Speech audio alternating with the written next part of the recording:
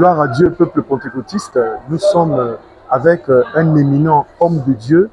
C'est bien évidemment votre émission favorite, le moment du prédicateur. Et le moment du prédicateur, là présentement, nous sommes avec une autorité, sinon l'autorité de l'église centrale de Franceville, le pasteur légal Ngoulou Benjamin. Gloire à Dieu, Papa Pasteur. Alléluia, mon fils. Si nous sommes là, c'est pour la parole de Dieu, c'est parce que Papa Pasteur a prêché sur une parole.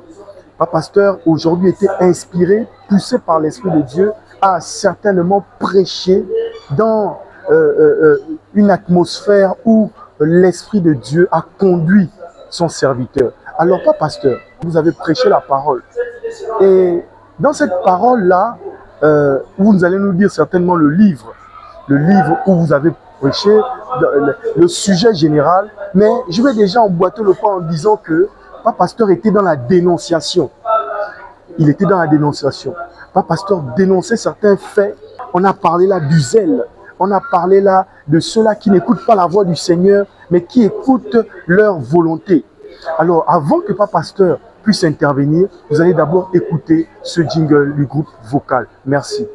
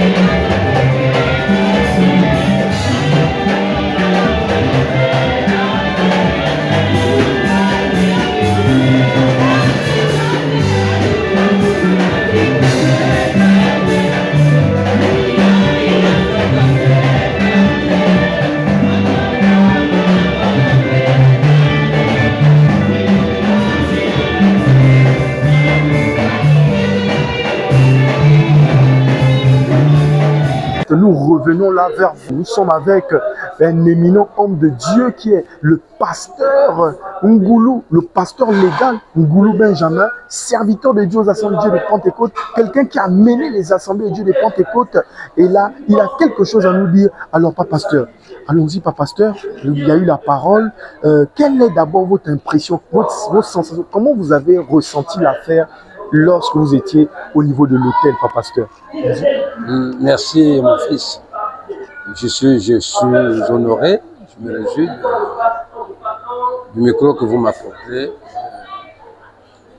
Comme nous avons suivi la parole, le programme, c'est un programme qui est établi annuellement dans toutes nos églises. Donc, je n'ai fait que prêcher la parole qu'on a programmée depuis le début de l'année. Et ce que vous avez écouté, c'est ce que Dieu, ma foi, je dis que c'est ce que Dieu a mis en moi. Je veux rappeler la parole, nous l'avons écoutée dans Hébreux chapitre 12, de versets 13 à 14, qui nous demandait, ceux qui ont le temps de lire la parole, ils la liront et comprendront qu'est-ce que ça veut dire. Mais en réalité, le thème, c'est le zèle. Zèle, amen. C'était ça, la parole du jour. Le thème, c'est le zèle, amen. Comment les gens aujourd'hui sont en train de se détourner de la vision que le Seigneur nous a confiée pour aller faire autre chose pour leurs propres intérêts. C'est ça, en réalité, la parole du jour. D'accord, papa. Donc, Papa Pasteur a dénoncé certains faits que certains détournent la parole pour leurs propres intérêts. Alors j'ai vu là, Papa Pasteur a même indexé certains serviteurs de Dieu pendant les confessions qui monétisaient les confessions, qui pendant certainement à la permanence aussi, certains serviteurs de Dieu qui utilisaient leur position, c'est-à-dire leur position de dominant, leur position de serviteur de Dieu pour extorquer un salaire, des fonds à des brebis. Alors, Papa Pasteur, parce que vous avez dit, moi je sais, j'ai l'expérience. Papa Pasteur, comment ça se passe exactement, ces gens-là qui font cela, et quelles sont les répercussions, Papa Pasteur? Bon, mais c'est des choses qu'on a souvent dénoncées dans nos églises, hein. C'est pas seulement ici. C'est des choses qu'on a souvent dénoncées dans nos églises, parce que c'est des faits réels. Il y a des témoignages. On connaît bien que ces choses-là, c'est des choses réelles qui se passent dans nos églises. On les dénonce toujours. Mais malgré cela, les gens demeurent dans leur position. Ce que je peux demander aujourd'hui, c'est que les gens doivent savoir qu'ils vont se limiter à ce salaire. Le salaire de ceux qui les reçoivent, des hommes. Ils n'auront pas le salaire du Seigneur. Parce que nous devons attendre. Si le Seigneur nous a pris pour ses serviteurs, c'est pour que nous attendons recevoir un salaire venant de lui. Or, les gens sont en train, dans la manière dont les gens sont en train de faire, ils se dérobent de la mission que le Seigneur leur donne. Donc, ils font ça pour leur propre intérêt. Alors, dans ce cas, le salaire, c'est le salaire des hommes. Ils n'ont pas le salaire de Dieu. Toutefois, l'Église dénonce. On ne va pas dire que ce n'est jamais dénoncé. C'est toujours dénoncé. Je suis déjà passé ici plusieurs fois, et même dans les autres églises. J'ai déjà entendu comment les prédicateurs dénoncent ces mal-faire-là, mais malgré cela, les gens continuent à le faire. Le conseil que je demande, c'est comme je l'ai dit, que nous devons travailler pour recevoir le salaire du Seigneur. Nous devons travailler pour recevoir le salaire du Seigneur. Donc, évitons désormais, et ces gens-là doivent éviter de continuer ces manières de soutirer des poches des autres quelque chose, parce qu'il y a la prophétie, parce qu'il y a l'imposition de main, parce qu'il y a ceci et cela. Non, il faut qu'on arrête ça. Parce que ça, c'est des manières qui tuent l'Église. Voilà. Papa Pasteur avait relaté un fait, et sinon dénoncé un fait, parce que souvent, il y a des serviteurs de Dieu qui n'ont même pas pris un café, mais qui nous rencontrent avant de rentrer à l'église et nous soumettent un problème. Mais on se rend compte que ces serviteurs de Dieu-là disent que non, je ne peux pas, je n'ai rien, je n'ai rien. Mais arrivé maintenant, au moment des quêtes, nous voyons ces serviteurs de Dieu. Vous avez, je réitère les propos de l'homme de Dieu, papa légal. On voit maintenant ce serviteur de Dieu qui se gonfle pour aller donner les quêtes, alors qu'au préalable, il a dit ne rien avoir. Papa Pasteur, quelles sont les conséquences par rapport à ce genre de fait, ce genre de comportement, Papa Pasteur? D'abord, c'est un manque d'amour et c'est de l'hypocrisie. Parce que nous ne pouvons pas dire que nous aimons notre Dieu si nous privons notre frère, notre prochain qui est à côté de nous. C'est des mauvaises manières de faire. Nous devons d'abord, pour prouver que nous aimons notre Dieu, nous devons pratiquer l'amour réel envers notre prochain. Et si nous ne le faisons pas pour notre prochain, c'est que nous faisons pour Dieu là, Dieu n'accepte pas ça. Parce que, est-ce que réellement quand nous mettons, par exemple, l'argent dans les corbeilles de l'église, est-ce que cet argent-là, après, on l'expédie au ciel? Ce sont les hommes qui l'utilisent sur la terre.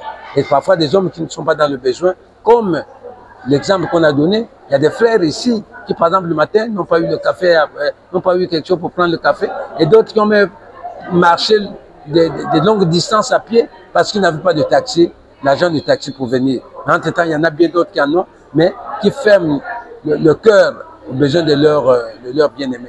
Et ce n'est pas bien fait. C'est ça qu'on est en train de dénoncer. Et il faut qu'on continue à dénoncer cela. Parce que c'est des pratiques antichrist. C'est des pratiques antichrist. Voilà. Et Papa Pasteur est ancien aux Assemblées de Dieu de Pentecôte. Un ancien, on parle de papa baptisé depuis le 16 juillet 83. 83, voilà. Papa Pasteur était baptisé très longtemps, ça fait déjà très longtemps. Papa Pasteur est là depuis. Et Papa Pasteur dénonce toujours ces faits. Mais Papa Pasteur, nous on a constaté aux Assemblées de Dieu de Pentecôte, peut-être c'est ça la conséquence. On a constaté que La majorité des serviteurs de Dieu ont un travail, ont une activité. La majorité des serviteurs de Dieu, pasteurs, évangélistes, on ne parle pas de ceux-là qui ont peut-être des difficultés, mais ils ont une activité. Est-ce que ce n'est pas cette dénonciation-là perpétuelle, parce qu'au fur et à mesure, tout le temps, vous dénoncez ces choses et les gens prennent conscience maintenant, ils se mettent à chercher du travail. Est-ce que ce n'est pas ça? Parce que Pentecôte est une église particulière. Beaucoup d'hommes de Dieu ici ne vivent pas des offrandes et des dîmes, mais ont un travail. Est-ce que ce n'est pas à cause justement de cette dénonciation, le fait de toujours marteler que aller travailler, laisser l'argent des brebis, est-ce que ce n'est pas ça qui a mis la conscience dans les serviteurs de Dieu pour se battre, aller chercher leur bout de pain dans le monde?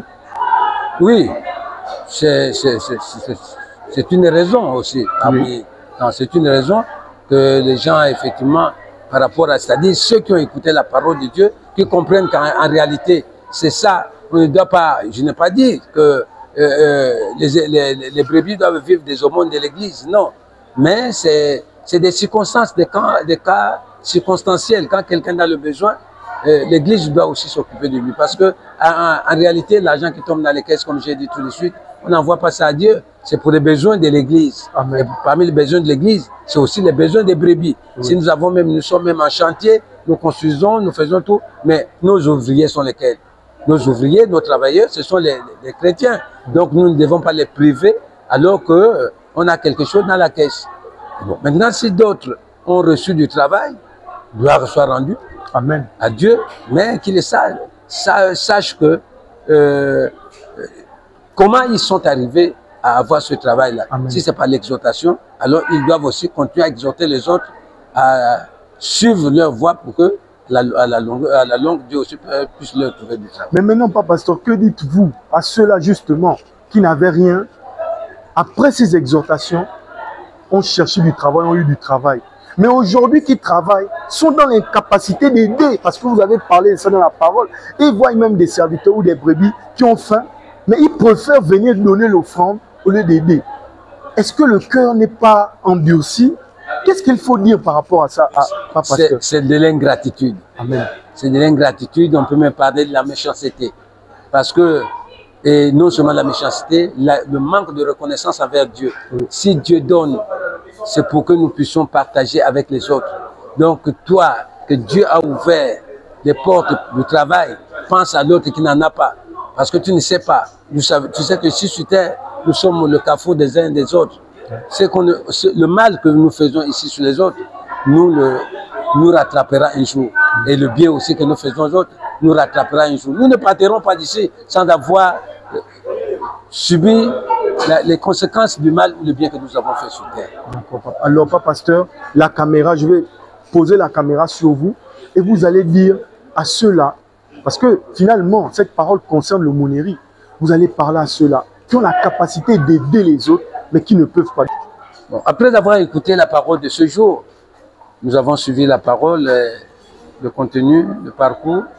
Nous avons compris que, en réalité, chacun s'est retrouvé et on a compris qu'on est méchant, qu'on est ingrat envers les prochains. Dieu a fait de nous un même corps et chaque corps a un rôle à jouer. Si le bras va dire, moi je ne peux pas donner à la bouche parce que moi je suis le bras, c'est mal faire, sinon c'est tout le corps qui va subir. Si Dieu a donné les moyens aux uns et à d'autres qui n'en ont pas donné, c'est tout simplement pour que ceux qui en ont puissent penser aussi aux autres. Parce que nous ne pouvons pas dire que nous aimons les autres.